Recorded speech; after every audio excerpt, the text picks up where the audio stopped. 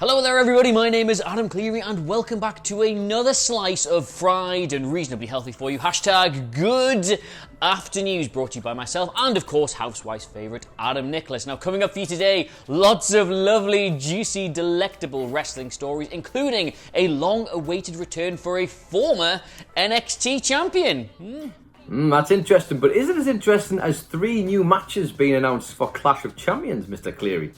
Well, we'll concede that is quite interesting, Adam Nicholas, but not as interesting as the news I have for you right now. Now, for a number of years, WWE has struggled to connect to that under 50 audience. Indeed, there is an entire other wrestling promotion down the road where some guy, name escapes me, Chris something, Jerry something, he calls himself the Demo God purely because his brand is able to connect with the young people, like everybody here at WhatCulture except Michael Hamflet. And now, finally, I am pleased to announce that after last night's Raw, WWE has hit one out of the park. If this does not get them to connect with the young people, I do not know what will. Retribution, ladies and gentlemen, have finally made their proper WWE debut. After last week, we identified them as Dominik Dijakovic, Dio Madden, Mia Yim, Mercedes Martinez, and their friend. They finally signed contracts because that is how you bring a company down. Adam Nicholas, are you ready for me to reveal to you now the actual names of the Retribution members? I will never be ready for this, but do it anyway because it's going to be a hoot.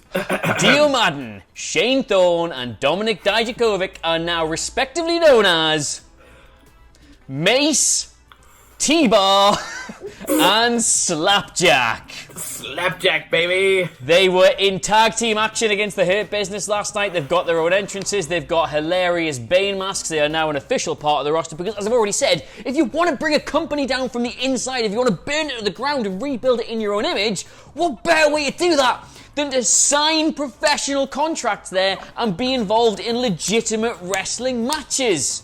Now, I should say, before I throw to a comment here, which I'm sure is going to be absolutely sensational, there is no word yet on what Mia Yim or Mercedes Martinez's names are going to be, but my guesses would be probably, I don't know, Shaggy 2 Dope and Wonky Donkey. That's what I'm going to go with there. Adam Nicholas, your reaction to the best news we've had in WWE in 6 hours. This is the best news you're going to get. Genuinely, this had me howling this morning.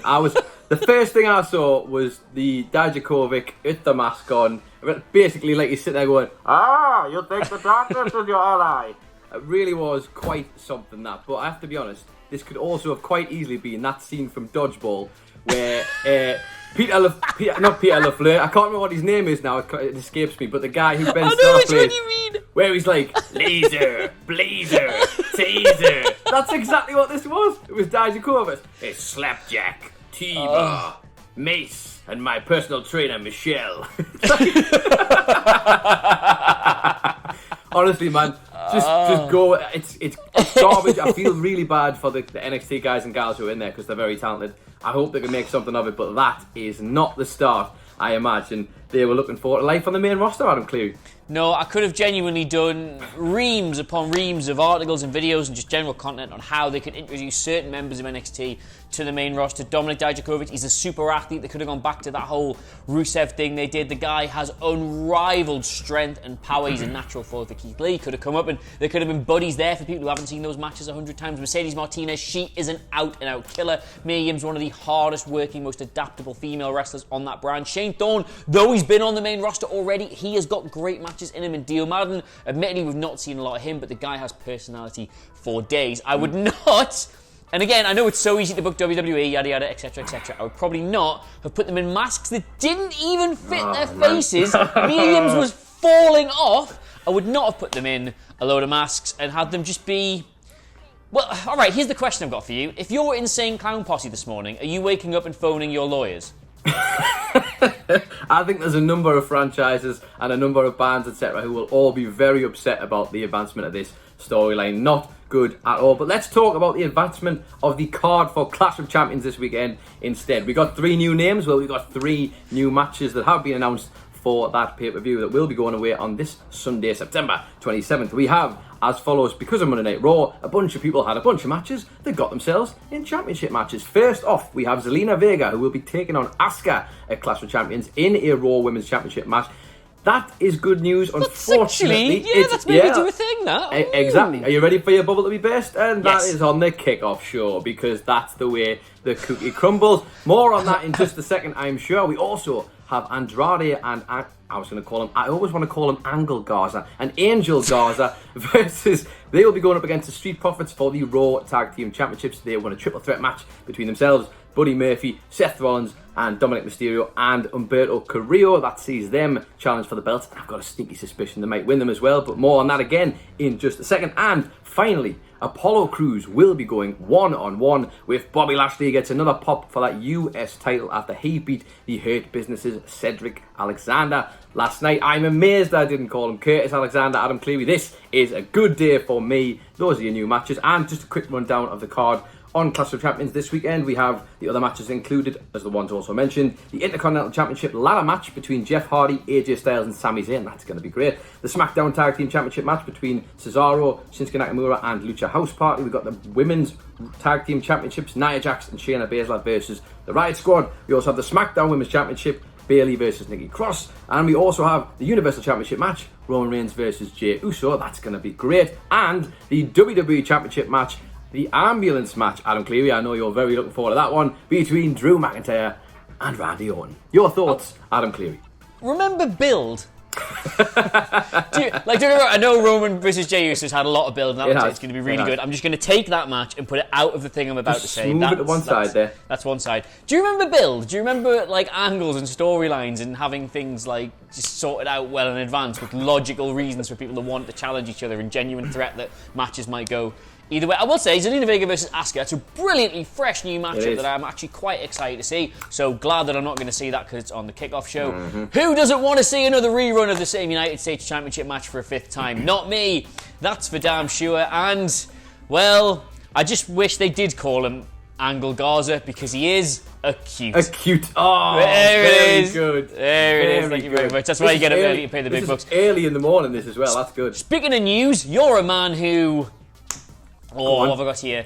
Adam Nicholas, you're a man who doesn't mind when I can't pull a link off. Bobby Roode is coming back to WWE, according to reports on WrestleVote last night. Now, they did say coming back in the next few weeks, including last night's Monday Night Raw, and unless I've missed a major segment on that show, that did not happen, but they did say they expect it to be in the next 2 or 3 weeks. Now, Roode, of course, has not been seen since the unfortunateness happened the first time, so he's been in Canada, unable to travel to the shows. Not been seen since March in a WWE ring, but looks set to return. Now, the question is, of course, last we saw him, he was part of Rudolph. Again, I can't believe they can't connect with the under 50s. It's just people are missing out on this stuff.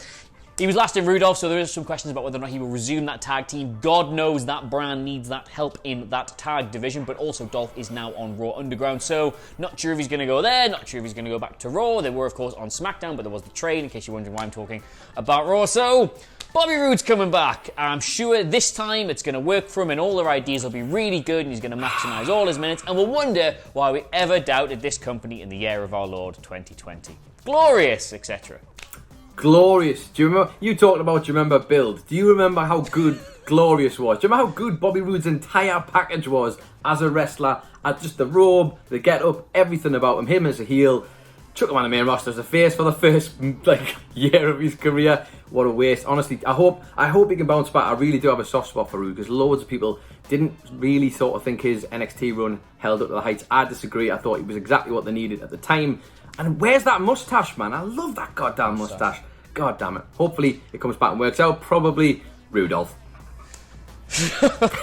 Well, it is nearly Christmas. It is nearly Christmas. Less than 100 days, folks. Anyway, let us know what you made of that in the comments below. Of course, don't forget to like, share, and subscribe. This was your hashtag Good After News. What should I do with a hand? Do you feel in charge? Anyway, this has been Adam Cleary. Adam Nicholas, where can they get you on Twitter if indeed they want to do that? They can follow me at It's Adam Nicholas. And where can they find you, Mr. Cleary? At Adam Cleary, Clery, the entire WhatCulture Wrestling family available to you at WhatCulture WWE. Of course, the big news today I haven't mentioned is it's Michael Peter Sidgwick's birthday, so do be sure to tweet him and wish him a happy birthday. I'm sure it'll bring a smile. Just ever so in the slightly corner to his face, yes. But in the meantime, thank you so much for watching. This was your hashtag Good After News, and we will see you, I don't know, whenever.